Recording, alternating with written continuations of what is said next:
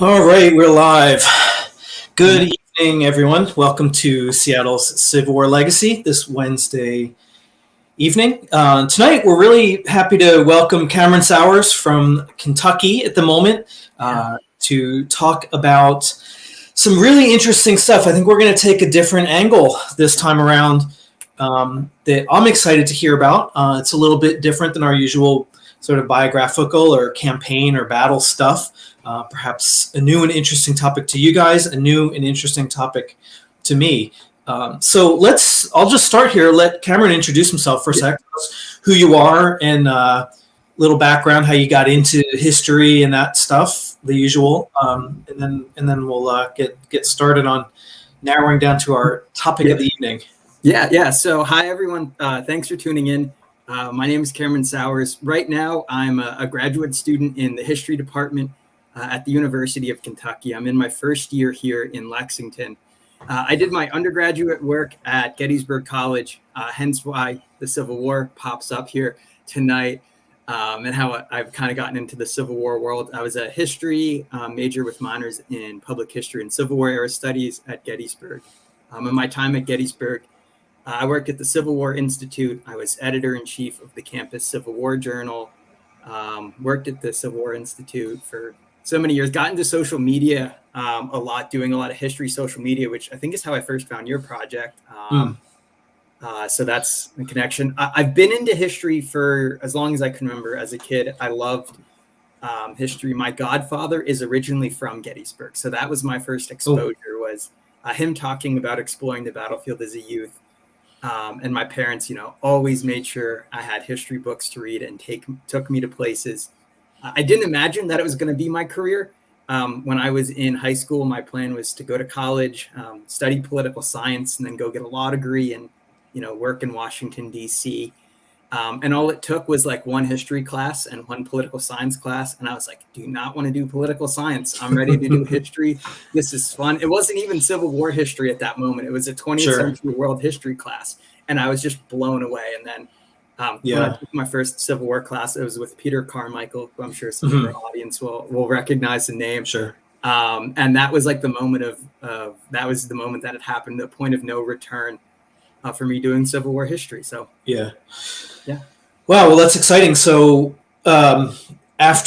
what's your plans after you finish your master's? Are you thinking PhD? Are you thinking teaching? Are you thinking leaning really heavily into the public history side of things, or where's your passion going at this moment? I know it's going to change, but as of now. Yeah. That's the thing I was going to say. I have no idea even what the Cameron of a few months from now is going to think. I'd love to go on and get my PhD. I love being in school more than anything. I'm like a perpetual student. I always want to be in a classroom, even on summer breaks. So I think there's probably more schooling down the line for me. But at the same moment, in this world, you never know what opportunities are going to fall in your lap. And if I see the right job posting, that could be the moment to take it. Because history jobs aren't something that are all too common these days, doing what you want. So to have that chance is great. So I'll see where the world takes me. You never know what can happen. Opportunities fall from the sky. So I just have my fingers crossed for something good. Yeah. Well, stay focused, and I'm sure you're well on your way, coming from a good pipeline, so to speak, for the education and the qualifications for it, for sure. So let's talk just a little bit about what we're going to talk about tonight, which is for Civil War fans, military history people, or whatever. This may be coming way out of left field.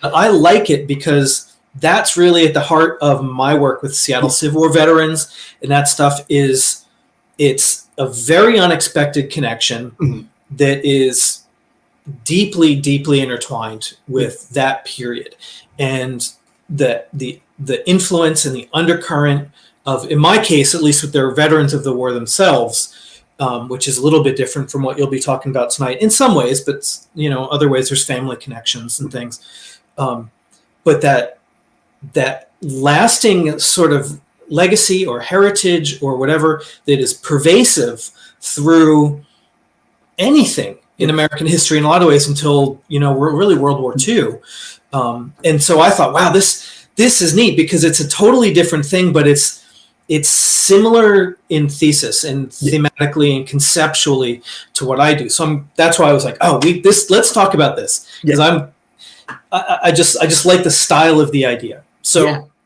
F. Scott Fitzgerald, of course, extremely famous American writer, extremely famous American personality, not someone that's connected with the American Civil War on the surface. So let's start with maybe a little background on just a synopsis, little bio on who he is and kind of what his roots are, and then fast forward us to where you start to see this influence of the Civil War factor in, and how that it comes about, and because I know he's not from the South and he doesn't live in the South very long, but it's what you're going to tell us is how significant that Southern influence is. So let's start there. So when, where was he born, so on, early family, so and lead us through. So he's born in St. Paul, Minnesota in 1898, 1899. His mother has the roots in Minnesota. And they're not incredibly wealthy, but she has to some level an inheritance that they can live off of. Which is important because Fitzgerald's father, Edward Fitzgerald, who I'll call him Edward for the sake of everyone's confusion. Edward is from an old Maryland family, an old money Maryland family, but that money was gone. And Edward, for all of Fitzgerald's life, is struggling. Before Fitzgerald, he's really an only child, but before he was born, his mother, whose name I think is Molly, they have a child that passes before its second birthday. So Fitzgerald's raised as an only child, and his father bounces around jobs for his whole life. He has failures works as a grocer, as a salesman. So they really live off of Fitzgerald's mom's money. And they sense that they want the best for their son. They have these connections to kind of a higher society. So as a youth, when he's about high school age, they send him to a boarding school in New Jersey. And from there, he goes to Princeton. But he's not he's very smart. He's just not very good at school, which are two very different things. And he is spending all of his time working as a playwright and comedian for a Princeton club called the Triangle Club. And really what saves him is the First World War, as he's able to withdraw from Princeton and enroll in the First World War. He makes a couple of different stops before he gets to the one I'll talk about, but for our audience, just to show the weird connections of the world, one of Fitzgerald's first postings is at Fort Leavenworth, Kansas, where his commanding officer is Dwight D. Eisenhower. There's no report of them ever meeting. I don't even know if they were ever in the same room, but it's funny to think about. Sure. But then he goes, Fitzgerald's posting is to Camp Sheridan in Montgomery, Alabama, where he meets the daughter of a local judge. Her name is Zelda Sayer, and what commences is probably one of the most famous romances in American history, and one that exists in a large part of our memory. But his time in Montgomery brings out into his profession what had been his personal life. His father, like I said, was from Maryland. And as a child, alleges to have rode a Confederate spy across a river during Jubal Early's 1864 campaign into Maryland. And he would tell Scott stories growing up about watching the Confederate Army march by in 1864 and about the war. Young Scott Fitzgerald loves to read historical fiction. His version of the Magic Treehouse series, which is what I really grew up on, were these novels by an author named G.A. Henty, which are all about the Civil War. And so that inspires the young Fitzgerald, who's developing this kind of literary flair in his life. He writes his first stories that are published, in journals for kids or through his school, are about, the first one is called The Debt of Honor, is about a Confederate soldier who redeems himself from a mistake he had made by dying in battle at, I think it's Chancellorsville. And then he writes a story called The Room with the Green Blinds, which is an alternative history of the life of John Wilkes Booth. Wow. It tells a story of if John Wilkes Booth escaped that barn in Virginia, what his life would be. It's a weird story, but it's there. And he relies on these stories and tropes. He develops them for the rest of his life. But so how old was he when he's writing these? Are these when he's at Princeton? Or these before are that even? Earlier. I think wow. Here he's 14, 15, 16. And I actually have, if we can quick pull up my PowerPoint, I have a photo that's the first time I saw this. It's the second slide. Oh, wait, I guess I can control that. Yeah, you have to move that forward. This photo right here that my cursor is on, Fitzgerald wrote a play called The Coward, which is published right before his freshman year at Princeton. It's put on display at the YMCA. And he captions this page in his personal scrapbook, The First Taste of Success. Fitzgerald plays the lead in this play, of course. Why else would you write a play? But the result is this image of him in the uniform of a Confederate officer.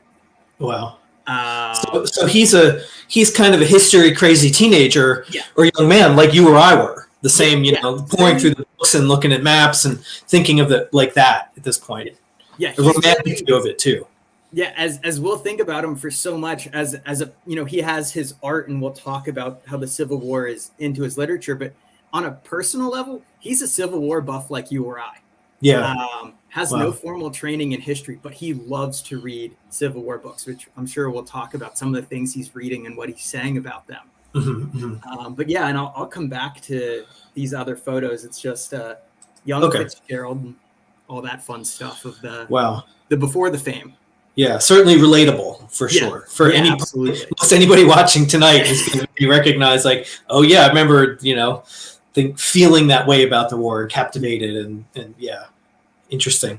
And not we see him later in life at the photos of him in sort of the jazz age Fitzgerald, and that's not the guy you picture in writing Civil War plays and coming up with these fantastical stories about what ifs of the Civil War's figures. And yeah, interesting. Yeah, and I think it just goes to show us the permeation of the Civil War into American thinking and life, that there's still Civil War veterans alive for the entirety of Fitzgerald's life. Yeah. And just showing the permeation of the Civil War into everyone's thinking. I mean, he's writing at the same time as Margaret Mitchell, who we'll definitely have to talk about tonight, and William Faulkner, who Fitzgerald reads and likes a lot. And those are people we more think of as kind of our Civil War authors. But my project suggests that I think there's another one we're missing out on. Yeah. So what should we, I guess, consider next? Would you like to talk more about these influences, these things that he's reading to lead in, or should we connect and we'll go back, kind of circle back here and talk about Zelda and her family and how that influences him? Into the Montgomery part of the story, because I think that's where it really comes alive. So he's in the Army. What's 1917 or 18 that he's in Montgomery? Yeah, I think it's 17 through 18. And he was a chunk of time there. And he was he a lieutenant, or he was training to be a lieutenant? But he was training to be an officer either way. Yeah, he's commissioned. He just never makes it. So he spends the whole war stateside. I see. Okay, so he is a junior officer stationed in Alabama. So that's when you're not getting shot at, that's probably a good way to participate in the war. But I understand this may not be something I want to get into, but part of his reasoning for joining the Army was that it was a failed romance from previously, and he was running away to, and he was actually hoping to get killed in Europe. In it was kind of a suicide by German shell or something like that was his strategy, and clearly it didn't work out that way because he wound running in some pretty high circles in Alabama. So who is Zelda at this point, and how do they connect, and how does, again, the Civil War become an aspect of this? Well, I have to say, Rich, you said you were going to leave a lot in my hands, but I did not think that the failed romance with Ginevra King was going to come up. So hats off to you. That's like a deep part of Fitzgerald, of Fitzgerald studies. But Zelda, who would really be the love of his life, is and Scott Donaldson, the late Scott Donaldson, who's worked so much on Fitzgerald, said that if there was such thing as a Confederate establishment, that Zelda Fitzgerald is from it. Which the first time I read that, it blew my mind.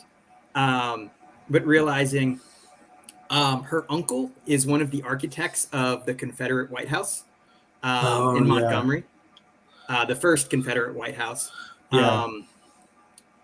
She, like a lot of distant, really her father's brothers and his dad all have these Confederate ties. There's a street through downtown Montgomery that's named for one of the Sauers. Zelda's dad, Anthony, is a judge. He's on the Alabama Superior Court, where, and this is something that's only really been kind of put out into the Fitzgerald world that we've thought about, is Zelda's dad is one of the judges that's really stamping on the Jim Crow policies. He is giving the A-OK to Jim Crow in Montgomery. And this is early 1900s, so these policies are coming in. He makes a couple of, if you would search him on a legal scholars database, which I went down that rabbit hole once, his most cited decisions are in favor of segregation. That's really what he's enforcing. So showing the kind of that this is not always to the pretty world of the Jazz Age. It's also the age of Crow. And that's a period where Confederate influence via the obviously the United Daughters was beginning to peak too. Is she connected with those kind of organizations at all, or is she not really a player in that world? So I can't prove it, but I have a working theory, which emphasis on the working and theory part of it is that she's the daughter of a prominent judge in the state politics. She lives close to the Confederate Cemetery, which is the next thing I think we need to talk about. And then, so I have a theory that Zelda is, when we have these, the UDC holds these parades, and it's the young girls in white dresses holding flowers. I would just about bet the farm that Zelda does this at least once in her life, that she's a part of it. I don't have any photos or documents to prove it. But I think if you could get into the UDC Montgomery files, the UDC in Montgomery chapter still holds very regular meetings, that it would show the Sauer family on the rolls. So that's something I hope to be able to track down one day. Their connections, though, are through Oakwood Cemetery, which can I show some photos? There's your window again. So these are just, this is some photos from Oakwood Cemetery, which is right in Montgomery, Alabama. Now Oakwood's most famous for being the burial place of Willie Nelson. Oh. No, not Willie Nelson. An old country singer with a drinking problem. Johnny Cash or something? No, it came up at randomly in a Fitzgerald seminar once. So Oakwood Cemetery has a famous country singer burial. Someone has to Google that for me. But there's if anybody's out there and can throw that up in the comments, that would help me, because it's going to bother me that I can't think of. I don't know why Willie Nelson he's still alive. Anyway, so this is this first document is the one that I have highlighted is Oakwood Cemetery. There was a black church next to it during Reconstruction, which comes under attack from the Klan. So it's immediately establishing this space. Oakwood, which is going to be really important for Scott and Zelda, it's establishing it as a white space. The Montgomery Ladies Memorial Association that oversaw the repatriation of dead Montgomery's soldiers and made sure that veterans who lived in Montgomery could be buried there. William Oates, who commands the 15th Alabama at Gettysburg, he's buried in the same cemetery. Is her family? Does she have ancestors there as well? Her parents or grandparents, anything like that? I think her whole family is in that plot. I'm sure her father is. I don't know about her siblings because the Sauer family has some, like all families, it has its interesting characters and stories, and so they kind of get spread out and have traumatic deaths and lives. And then this photo is just UCV veterans in the cemetery. This is straight from the Alabama State Archives. They're there. That's a memorial arch for what was called Camp Lomax that's created there. And so we often talk about these cemeteries as, they're almost in a past tense, an unchanging place where these Confederate veterans were buried. This is where they put a lot of monuments, and that's that. But Oakwood Cemetery, with its location in Montgomery, is also a hub of social life. And it exists as a park and as a promenade, which is where Scott and Zelda go on an early date. This gets dramatized in one of the recent Amazon series that's been made about, I think this is the story, the one that's Z, which is based off the novel of the same title about Zelda, has a very racy scene of Scott and Zelda in the cemetery, which I don't think actually happened, but it made for good TV, I guess. Sure. So Zelda and Scott, they go for walks through the cemetery, and it conjures up such great things. And Fitzgerald relied on the autobiographical all of the time. He stole right from Zelda's letters throughout their whole life. When he was writing romances, all of which are in some ways him and Zelda's, he's using her words. Do you want to leave this screen up still?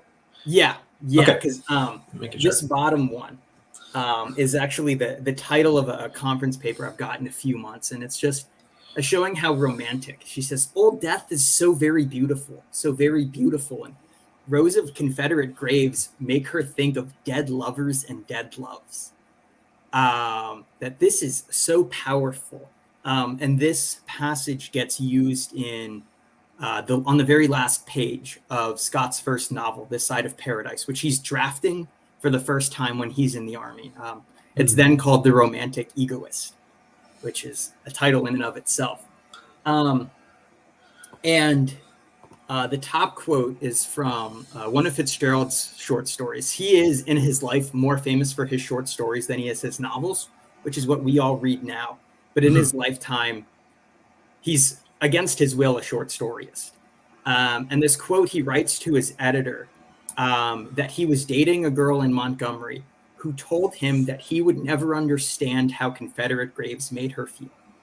And so he wrote this story out of spite when him and Zelda's relationship was going up in flames, because her parents wouldn't let her marry him because he was at this point, unpublished novelist and not a war hero.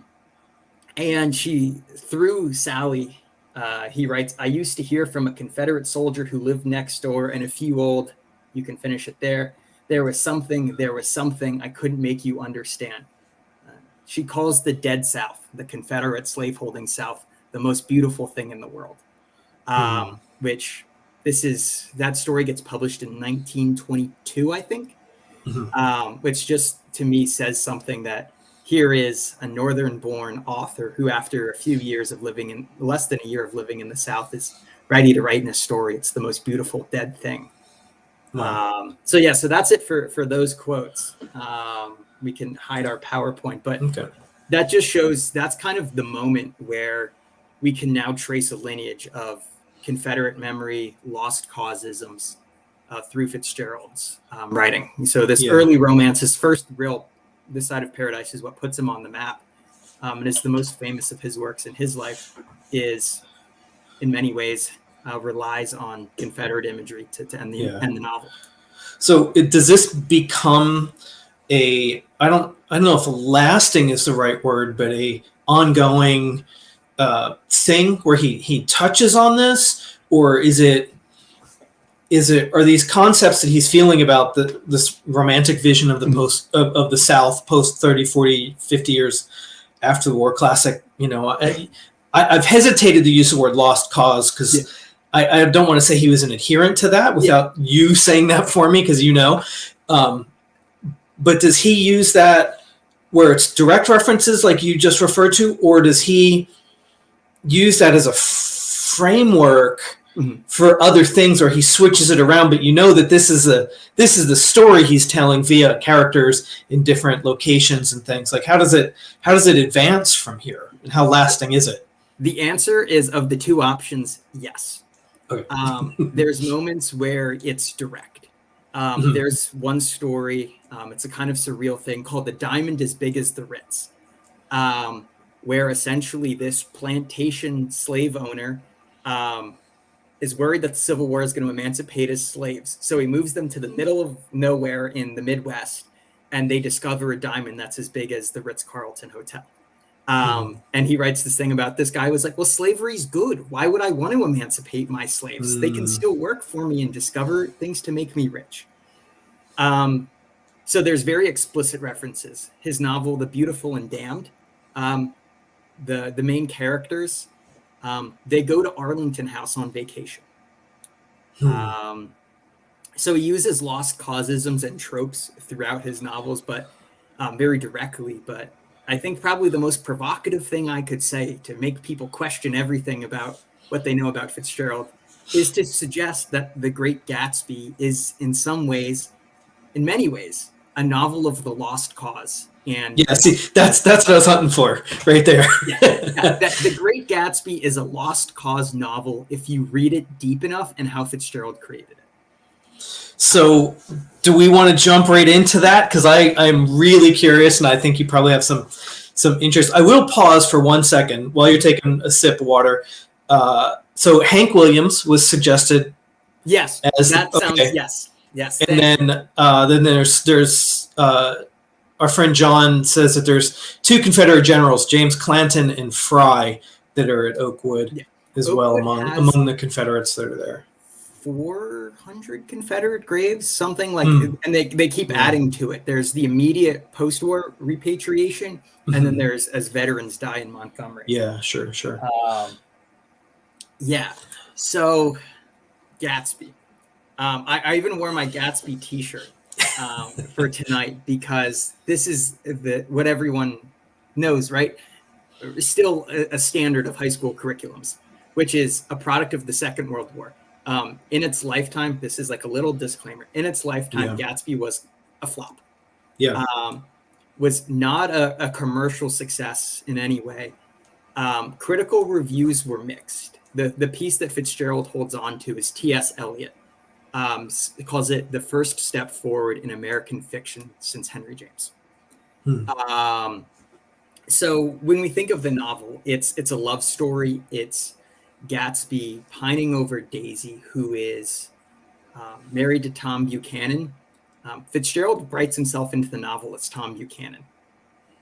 So when Tom Buchanan spews those racist white supremacist ideas at dinner about the decline of Western civilization, that's like straight from Fitzgerald's letters. Wow. So we think it's reaching for the green light. That is which is unobtainable. The Leonardo DiCaprio movie makes the most endearing imagery, the eyes of Dr. Eckelberg looking out onto the wasteland. And it's kind of, so I want to do this right because I feel like this is the moment of thinking about Gatsby. Fitzgerald writes the book, and he's influenced in it by a historian couple named Charles and Mary Beard. And Fitzgerald posits the Civil War throughout a lot of his life as the struggle of an agrarian, Jeffersonian South and an industrial North. And Fitzgerald in Gatsby is condemning an industrial North and showing that might had stamped out the Southern values that were really worth it. Fitzgerald places such an emphasis on kind of a Jeffersonian America. Sure. And so Fitzgerald was a big fan of Oswald Spengler's Decline of the West. And he thought this industrialization was bad and that the exploitation of the working classes was going to be the downfall. Fitzgerald's a self-described champagne socialist. I got to go to my notes on this because I'm sure I have some great quotes about Gatsby that to think about, because the novel, it can be read in so many ways. But Fitzgerald's relying on this contrast of industry and and agrarian society, but also the haves and the have-nots. Fitzgerald's the child in some ways of old wealth, but he's also grows up not incredibly wealthy. And so Gatsby in this society, no matter how much he makes, will never be incorporated into the high levels of social strata, that there are some things money cannot buy. And so the shirt shows the last line of the novel, right at the end. And in some way, and say throughout the novel, it's Gatsby's not having a sense of history. He thinks you can't repeat history. Why? Of course you can, right? That's what he says. And he's trying to recreate these moments with Daisy that are long gone, in the same way that Fitzgerald recognizes the futility of trying to go back to these old values, but nonetheless feels compelled to. He is like a boat against the current, beating against the past, trying to escape it, but unable to. And that's the dilemma he feels America is having. Sure. In so much of that sentiment, you could recontext and layer that directly over prominent lost cause writing, and that the feelings, the expressions of that, whether it is agrarian society or the actual Confederacy, those dynamics are almost they're so familiar in that way, in such a familiar sentiment, argument perhaps about what the lost cause was really fighting for in this sort of spiritual battle over the legacy of the South. And that's so what you just spent the last 5 minutes saying, I'm kind of thinking like, well, that could apply to something written by Jubal Early himself that way. And so, it's kind of interesting that he's seeing it through the lens of his time and his politics and his society and struggles too. But it's, again, like we said in the beginning, these things are woven all throughout, and you can pull on different threads, and they can go all the way back to 1861 or 1852 or wherever you want to pull it from. It's an interesting thing, and it's interesting to hear you have the way you explained it. It's familiar sounding stuff to someone who has never ever even heard of the Great Gatsby, but has read anything about the Civil War, would go, oh yeah, I've heard that argument before. I have. I'm looking at my notes from my journal article in progress.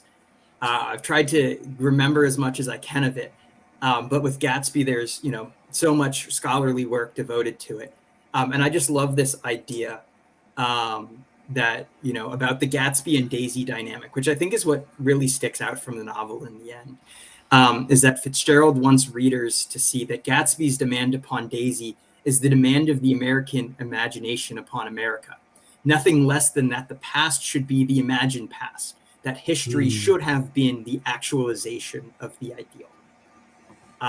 And his actualization is not the ideals of a chivalric South that are so important to him. Those are long gone in this industrial North, right? The wasteland is where the industry happens in Gatsby. There's a case to be made for, Gatsby as a novel of the Civil War. I'll make it, and I'll certainly make the case that please do not host a Great Gatsby themed party, because remember, I was talking about this with a classmate, and I'm sorry, this is just an aside, that before you decide to host your Great Gatsby themed party, just remember how the novel ends. Myrtle Wilson is ripped to shreds by a speeding car. Gatsby is shot dead in a swimming pool, and Myrtle's husband shoots himself on Gatsby's front lawn. Not exactly the stuff of great parties. Flappers, sure, go for it. Just use the Saturday evening post Fitzgerald. Don't use the Gatsby Fitzgerald. I'll say that. I got it. So now, the Gatsby not being much of a commercial success during his lifetime. I think I read 25,000 copies or something were sold in his lifetime. I guess two things. One is the rest of his life, because of course we have Europe and California, and I think he's back in Minnesota for a while again, and that gets really hard to keep up with. Of course, as after Jazzy's New York, he's all over the map, literally. And then where else in your study of him have you seen things like what you just talked about come up in his writing? In other examples that maybe are more blatant in So the Fitzgeralds, like they are the quintessential expats of the 1920s, back and forth between the Paris of Gertrude Stein. Fitzgerald has lunch with Pablo Picasso. That's how they meet a young Ernest Hemingway, who Fitzgerald helps him get his novel published, his first one. Yeah. And so in a lot of these works, Fitzgerald's, he's not in America, but he's still asking a lot of questions about the composition of America. And the kind of lighthearted whimsy has no place in the Great Depression America, which is what he spends the rest of his life in. Readers have no stomach for this. And so Fitzgerald turns to, well, his life goes down the tubes, essentially. His wife, Zelda, is mentally ill, and we can't really apply a retroactive diagnosis because they didn't have the terms or the understandings. The best guess that I think scholars have made, and there's been a lot of thinking about this, is Zelda had some mixture of bipolar personality disorder and schizophrenia. And so that's occupying so much of Fitzgerald's time. Fitzgerald also has an intense alcoholism problem. He is, I think that's one of the other things that exists about Fitzgerald in the popular imagination. His alcoholism becomes kind of the stuff of legend. And that hampers his ability to write and think effectively. He's in financial debt, so he has to keep writing stories to pay the bills. So he publishes and writes a lot of essays and things that aren't great. But he finally gets to finish his novel, Tender is the Night. And I'll say this for everyone watching, read Tender is the Night. It's, to me, the best thing he writes. I think it's way better than Gatsby, but the novel is no easy reading. It's kind of quintessential modernism, which I apologize for everyone who studies the Civil War who just had to hear that phrase. But he has a reference where the main character, Dick Diver, who is really Fitzgerald, goes to a battlefield on the Western Front of the First World War. This story takes place in the French Riviera. So they're on a battlefield of the First World War, and he's there with a character named Abe North, who, wonder where he got that name from. And Abe North becomes an allegory that Dick Diver is going to follow. But they stand on the battlefield of the First War, and the comment goes back and forth. Grant invented this kind of slaughter at Petersburg in 1864. And they're like, no, he didn't. He invented mass butchery. And when we think one of the kind of tenets of the lost cause that still exists for a lot of people today is Grant the Butcher. Grant was drunk and he just sent his men on a frontal assault and they all got killed. That's kind of how a lot of people think of the First World War and the frontal assault on the trenches. Sure. So they're doing this, but Grant gets posed as a historical predecessor of Dick Diver in the novel. When Diver is introduced, the final lines of the introduction of Dick Diver is, he found himself like Grant in his general store at Galena, waiting for an intricate rendezvous with destiny. And then we go into the nuts and bolts of the story, which is chaotic, except for the moment where all of the characters of the novel are having lunch at a restaurant. And it ends up with the murder of a black waiter at this hotel. And his name is Freeman. And Abe North goes to jail for it for a little bit. And Dick Diver, when his romantic partner at the time, Rosemary, sees it, he tells her, don't worry about it. It's only some N-word scrap. And it's not redacted in the novel. And in many ways, it's a parallel of the Civil War and Reconstruction, is the long story short about what Tender is. Sure. It's the story of Civil War and Reconstruction, but all of these American expatriates on the Riviera. And when Dick Diver's career collapses, he ends up, the novel closes like Grant in his general, like Grant returning to Galena, where really Dick Diver is going to fall into obscurity and die the same way Grant retreated to his cabin to write the memoirs and kind of pass off the stage. So were works like this, the contemporaries or early scholars of him see these parallels, or these things that have had to be sort of sussed out later down the line, because he's done it in other ways that then you see it in this book? I think it emerges in really the first big wave of Fitzgerald studies. There's a lot of concentration on him in history, recognizing that he's a historically minded author. Okay. I think the late 70s is when some of the first works get published, but a lot of it is the novel that comes to mind is called the book that comes to mind is called The Golden Moment. And there are these two guys really for the last 40 years who had a monopoly on Fitzgerald and history. Scott Callahan and Ronald Berman are writing so much about this. But one of the things that I've suggested is too much of the concentration is on Fitzgerald missing out on the First World War and not enough on the very real connection him and most Americans had to the Civil War still at this point. Yeah. There's only one other piece on Fitzgerald and the Civil War specifically that exists, and it was 20 odd years ago. Yeah. Well, for him to reference Grant multiple times and to bookend the character that way, that's pretty forward of him to do. Like, that's, whether the story takes that or not, the fact that he used that device that's pretty significant. That's driving him more than just a reference to the technique on the battlefield. That it's much more significant and integral than that. Well, this is a sneak preview for everyone this summer at the American Literature Association's conference. I'm going to be giving a paper that's all about Fitzgerald's fascination with Ulysses S. Grant in the last decade of his life. Fitzgerald views him and Grant's lives as parallel. That the early promise for what would Fitzgerald be his first novel, what for Grant is Forts Henry and Donaldson, to the corruption and fall, which would be Grant's presidency and Fitzgerald's life post-1926, and then kind of the redemption, what Fitzgerald calls it in one letter to his editor, the desperate writing at the end. That Grant rushes to finish his memoirs at the end of his life, the same way Fitzgerald is rushing to finish his last novel before he dies, which is called The Love of the Last Tycoon, but is not finished.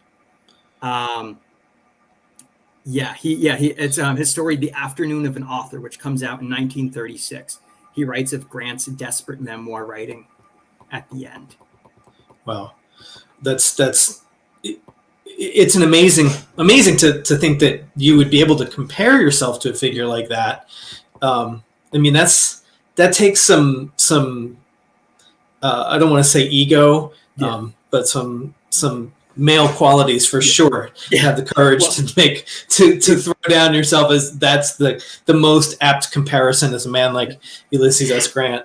Well, I'll say he kind of backtracks it.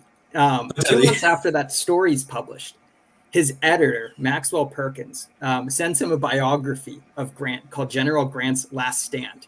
And Fitzgerald's editor is kind of hoping that Fitzgerald's going to pull it together here, and he's going to start writing some good stuff again that's going to be published. And Fitzgerald writes, "It is needless to compare the difference in force of character between myself and Grant, the number of words he could write a year, and the virgin field which he exploited with the experience of a 4-year life under the most dramatic experiences of a life."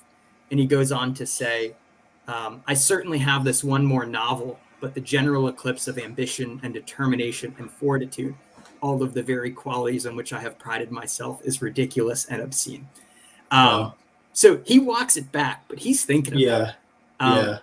And he gets snippy in one letter, and not long after, where someone sends him a copy of the memoirs, of Grant's memoirs. And he says, "Is it because I'm an alcoholic?" And he apologizes down the line saying, "I'm a little sensitive about it." Wow. The Grant imagery is for him. Interesting. Again, that's something that again, people's conception of him is just Gatsby era, and especially now we see Leonardo DiCaprio really as Scott Fitzgerald, and that's him. That's the character, and it's the flappers and the jazz age and all of that. And there's not much else to the imagination about him in popular conception of him. So it's kind of neat to know that he's winding down, and he's imagining himself as Grant, and he's struggling with all this legacy and alcohol and sensitivity to these different issues, and that's fascinating stuff. So I'm sure that the talk on this, the presentation, the paper this summer will be pretty captivating. I'm glad you're doing it. It's a great topic. So did we, when we were talking about his kind of latter stage of his life, when he's writing short stories and he's writing, I think he's gone down to like writing ad slogans and ad copy and stuff at some point to make some money. He started his career. That was his first writing gig. He was a copywriter. So he was kind of back down to that towards the end. But there's some mention of him being involved with the writing of Gone with the Wind. So is that of any significance, or like how does that fit in? Because if we want to talk about Lost Cause and you throw that and you throw Gone with the Wind onto the fire, there's so is that overplayed, or is that like a big thing, or what's going on there? That's a pretty cool connection. So the context of it is he's working as a screenwriter in the latter half of the 1930s. This is Golden Age Hollywood. Yeah. If anyone has seen the movie Mank on Netflix about Herman Mankiewicz, who writes Citizen Kane, he makes a joke about F. Scott Fitzgerald being an alcoholic in that, which is funny because Fitzgerald and Mankiewicz were correspondents. They were co-workers at one point. So he's enamored with Irving Thalberg, kind of the golden boy of Hollywood directors at this moment. So he's writing it. Fitzgerald spends 5 years, 4 or 5 years as a screenwriter. He has one credited screenwriting. Wow. But when Gone with the Wind is in production, Fitzgerald's brought on to punch up the dialogue quote of it. And he has some thoughts about Mitchell's novel. And this prompts him to write about it. To his daughter, he writes that Gone with the Wind was not very original and leans heavily on all those who have written on the Civil War before. And the quote to me that when I saw this, I was like, this needs to be a project in and of itself. Fitzgerald says, I felt no contempt for it, but only a certain pity for those who considered it the supreme achievement of the human mind. And he wrote that the novel is in the higher brackets of crowd entertainment. Wow. He works as a screenwriter on it. And he bemoans that they made him carry around a copy of Gone with the Wind, and he could only use that which was in the novel. He says it was their Bible. And he was at this point, he was professionally down. And so that was kind of a gut punch. We brought you on to write dialogue, but you're only allowed to write in the dialogue that's from the novel. Wow.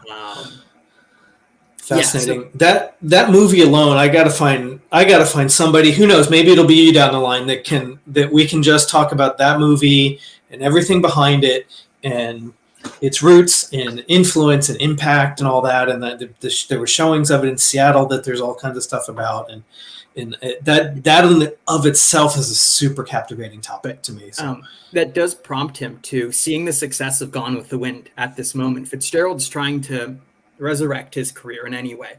And he's fascinated with movies like so many of his time.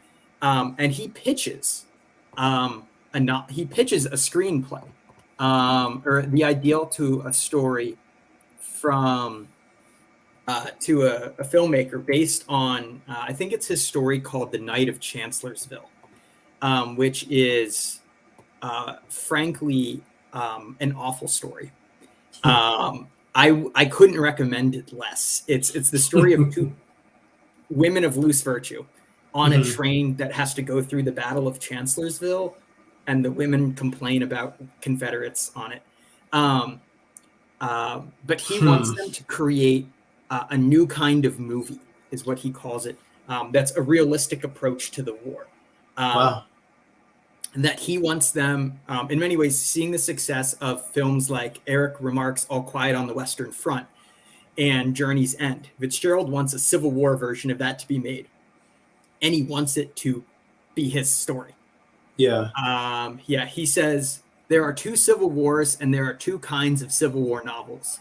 So far, pictures have been made only from one of them, the romantic, chivalric Sir Walter Scott story like Gone with the Wind. He wants to make the other kind of Civil War movies, something closer to, I don't know. I'm trying to think of like the, maybe something like the ending scene of Glory, like a real gritty action, dramatic kind of guts and gore thing. That's what he's saying. That's the Civil War story that he thinks should be made. Yeah. Which well, he gets violent in the 1930s with some of his stories. So I can certainly sympathize with him, because other than parts of the movie Glory, if it helps him on the clouds, wherever he's at, we're still waiting for it. Yeah. We still haven't gotten a Civil War movie yet.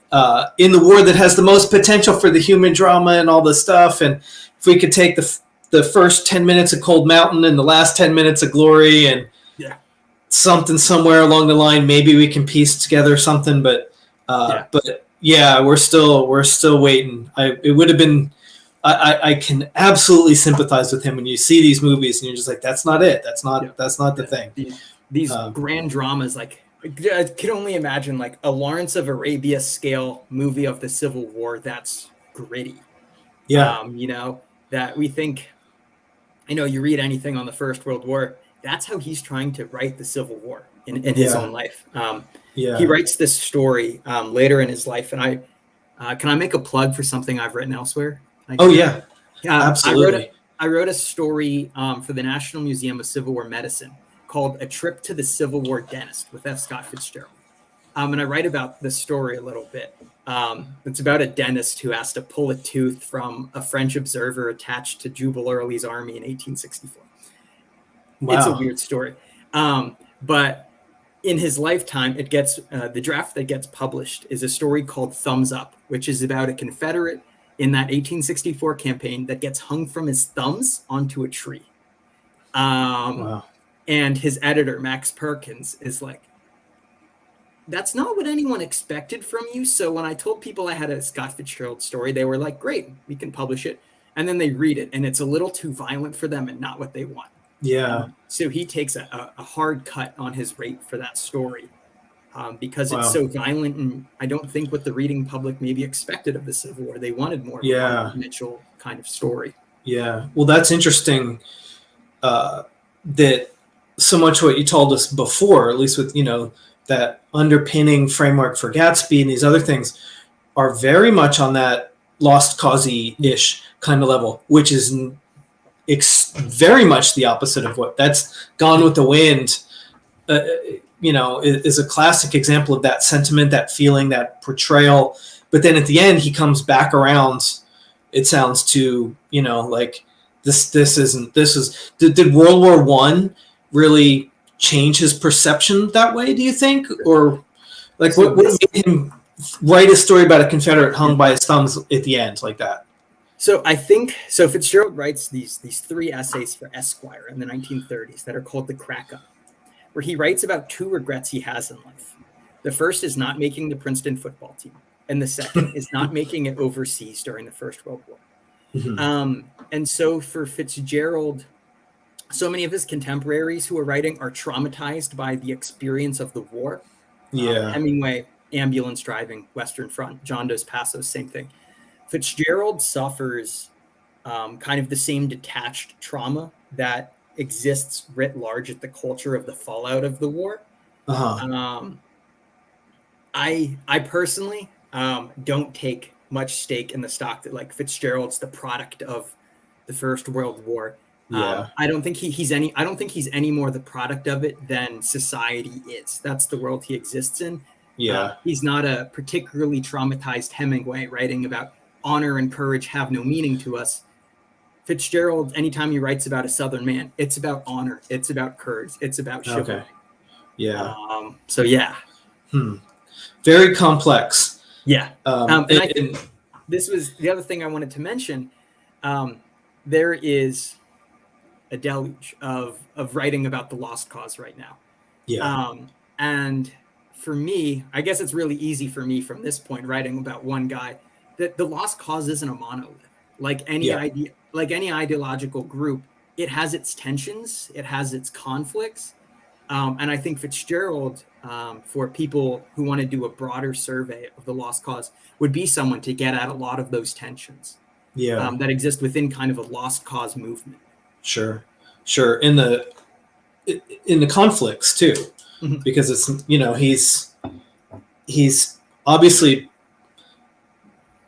taking on the subject in different degrees and in different manners, but you can kind of see the points plotted all along, and other than maybe John Bell Hood or Jubal Early in their writings, you can see, I mean, there's just such a wide array of thought on that, and I think you're absolutely right, though, especially in popular culture now. Yeah. The lost cause is so simplified to this just one single thing to be either supported or opposed, and there's no subtlety to it at all. And a lot of what you talked about tonight is like, wow, this is a generation of his contemporaries who are struggling with all the same stuff that we can see peeking out of his writing here and there. It's like, wow, this was an American struggle over race, over legacy of the war, over society, which direction it was going to go, industrialization, all that stuff.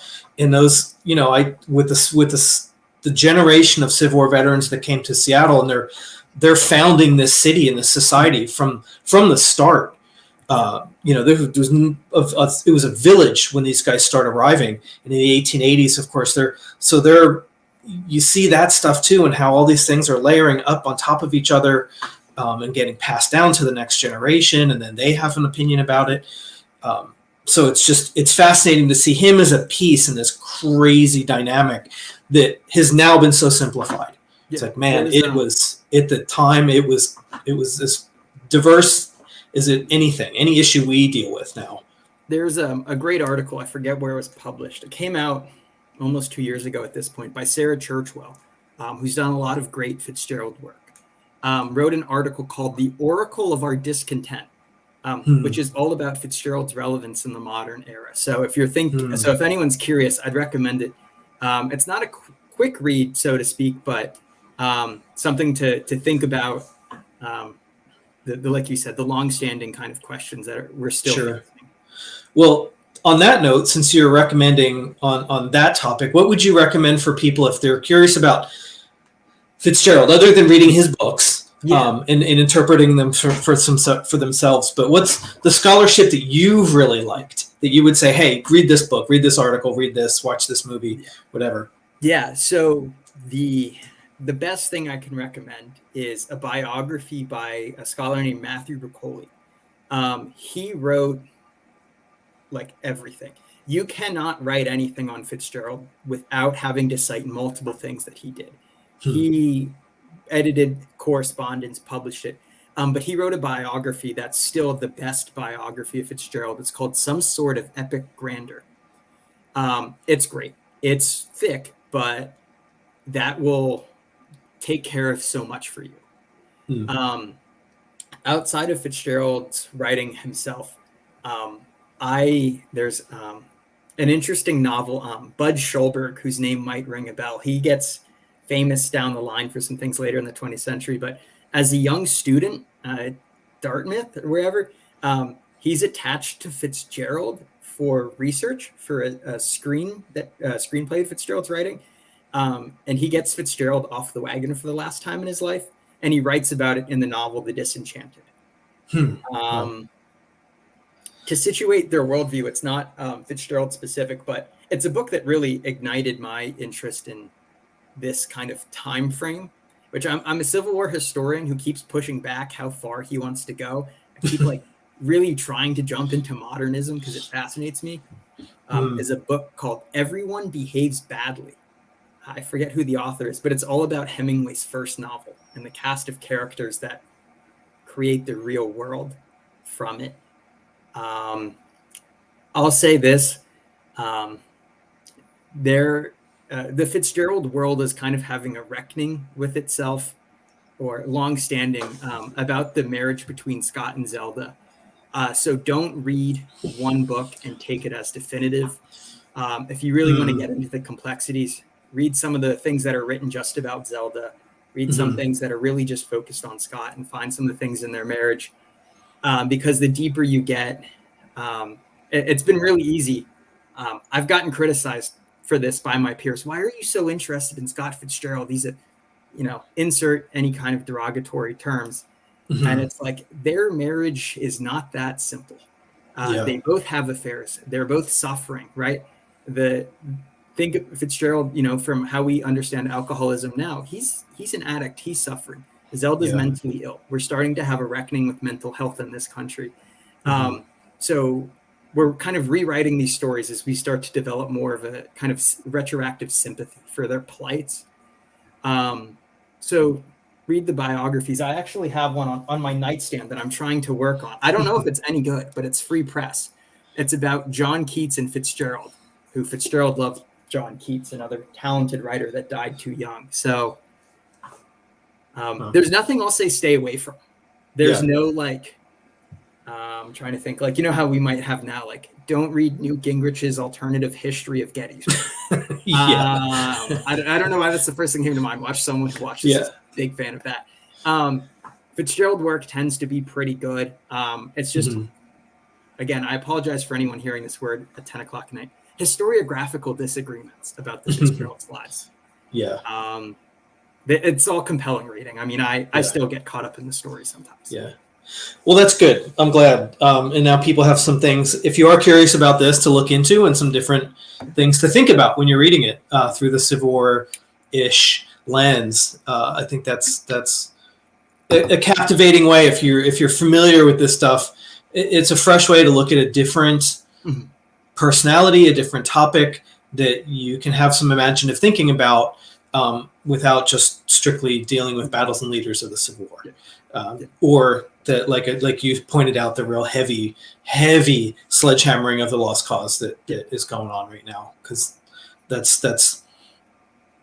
it's a lot to sort through at the moment, because it's just so much being said so strongly that it's So anyway, take an opportunity if you want to look into this and take a softer perspective and in a more human perspective, if you'd like to. So I don't think this maybe be the last question. Okay. Because I think we skipped over this, and I have a star on our notes for this. I think I know what this is, what I forgot to bring up. So we talked about family and how he had been married to, or his father was a descendant of Francis Scott Key, and then of course Zelda's family. But there is someone that maybe you can tell us about that he was related to, and surprisingly not proud of, or not acknowledging of. Yeah. So Fitzgerald on one side of the family, couple distant cousins is Francis Scott Key. Mm-hmm. But through Fitzgerald's father, and I'm not sure the exact family tree, Brucoli's biography has it laid out really well. I don't have my copy of it with me here in Kentucky, which is, I can't travel with my whole library, which I regret all of the time.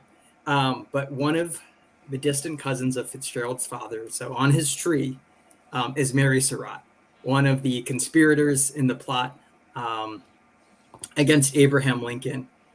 And Sheila Graham, who spends much time with Fitzgerald in the last few years of his life. She's a gossip columnist in Hollywood, who Fitzgerald takes her to what's called a school of one.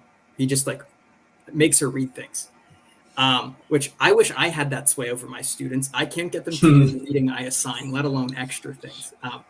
But when Sheila goes through the Civil War unit of it, asks him about the course and brings up Mary Surratt, and he's like, we don't talk about her. She knows the connection. But for as much as he loves to talk about history and his connection with it, he loved to talk about his family's history. And nowadays he'd have a field day with Ancestry.com. Yeah. But he does not want to talk about the Mary Surratt connection. He's in some ways, I would say, ashamed of it, that it's an uncomfortable thing. And so despite all of his lost cause sympathies, his letters and stories also reveal a profound sympathy and admiration of Abraham Lincoln. Oh, wow.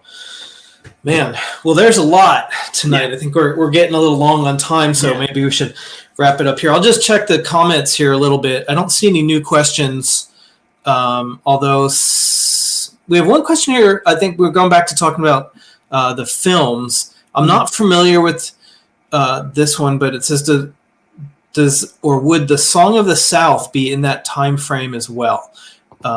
in this, something about this. Why was this movie removed from USA viewing? Are you familiar with that? That's not a question I have any insight on at all. I'm looking at it now. I can't say that I've read anything on it. Mm-hmm. Oh yeah, okay. So yeah, it's not on Disney Plus, which is what Wikipedia is telling me. Like all great historians. I don't know, but I'm very curious. And so I'm gonna probably fall down a rabbit hole. So thank you, whoever suggested that. I had no idea. It's Tina Riley James. I guess Disney's plan worked. Yeah, good. Yeah, we're gonna book burning style. We'll just up the stats by telling you can't look at it. So, and then somebody here has a ninth cousin who is actually John Surratt Jr. So it's I'd love to do more genealogy. I need to sometime. I mean, just the connections that people find is incredible. So that's a cool connection there. Yeah. Wow. Well, I will say a humongous thank you for coming on tonight and having a nice and different topic. I think it's captivating and thought provoking, and you were certainly well prepared and read and educational for me as well as everybody that was watching. I had a nice amount of people watching tonight too, so that was really good. And then sometime in the future maybe we can have you back on and we can just talk actual Civil War stuff. You didn't go to Gettysburg College for 4 years and not come out with anything to want to talk about. I'm doing this project, but it was great. I had dinner with Kent Masterson Brown this past Friday. Yeah, you did. If I remember right, you did an interview with him. Yeah, when you were there. Was that part of the program at Gettysburg, or was that something you did on your own for? That was through when I worked. I was a fellow at the CWI for 3 years, and that was one of my projects. A social media coordinator was, what can I do? But him and I sat because he lives here in Kentucky. So we got dinner on Friday night, and just to spend time talking about Meade, Gettysburg, and getting into it. It was so great because those aren't discussions I get to have anymore because I'm not next to the battlefield anymore. So I would definitely love to do that sometime. Yeah, that'd be awesome. Maybe I would love to. It's someday I might just have to send him an email and say, hey man, we don't have the biggest audience in the world, but I'd love to have to talk with him. I just want to hear about what it felt like when he found the contents of John Reynolds' pockets in the archives. He could tell me that for an hour and I'm good. That's the most captivating thing I've heard in ages. Is that I want to know the details. I made sure that story came out at dinner on Friday, so I'll have to put in a good word because I think your audience would love it. And Meade at Gettysburg's been, I would say, probably the most significant book on Gettysburg we've gotten in a long time. Yeah, I agree. I haven't had the chance to read it yet, but many friends have, and I've watched many of his presentations on it. Just for I don't a lot of time to read, but just I can tune into him for 45 minutes for a discussion and get the gist, and it's impactful, and hopefully you'll get something like that down the line too, that people will say those things about.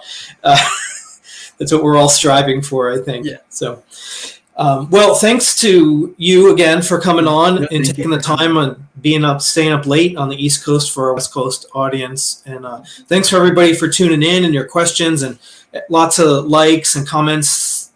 Thanking you for coming on and it's great. The conversation and the topic. So I don't know what's on primetime TV tonight, but I appreciate those of you who chose this instead. So I think we got women's gold medal hockey match on it. Well, I have but otherwise I don't know. So I know what I'll be watching then. I got to catch up on the Winter Olympics. Yeah. All right, so thanks guys for tuning in, and we'll get Cameron back on here again and sometime later and have some more of this kind of fun discussion. And so thanks again for tuning in, everybody, and have a good night.